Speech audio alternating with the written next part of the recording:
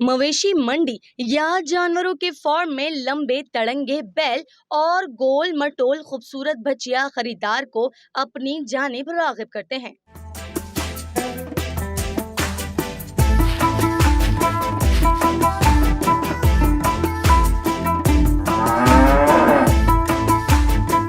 मंडी में लाने से कब्ल इन जानवरों की न सिर्फ देखभाल की जाती है बल्कि इनके नाजो नखरे भी उठाए जाते हैं।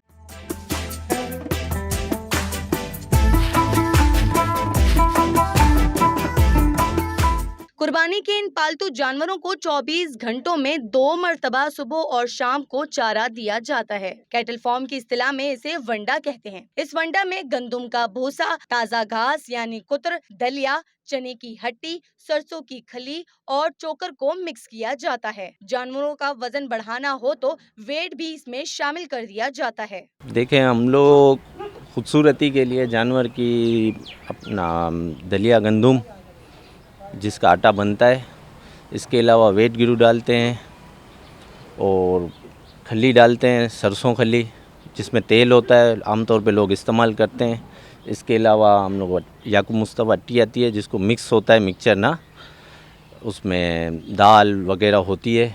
इसके अलावा घास डालते हैं, कटी हुई भूसा डालते हैं और खली डालते हैं, उसको हम लोग भिगो देते हैं। उसकी वजह से जानवर के अंदर खूबसूरती आती है और जानवर अपना वेट भी बढ़ाता है। इसके अलावा उसका चमड़ा भी कलर वाला हो जाता है, चमकता है।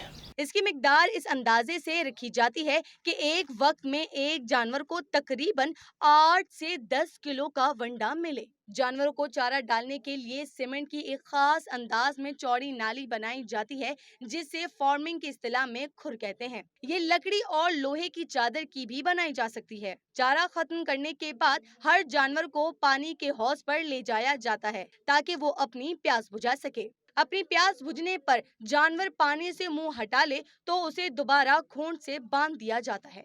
देखें, हम लोग दाना देने के तकरीबन 10 मिनट के बाद हम लोग पानी पिलाते हैं ना माल को, सबको।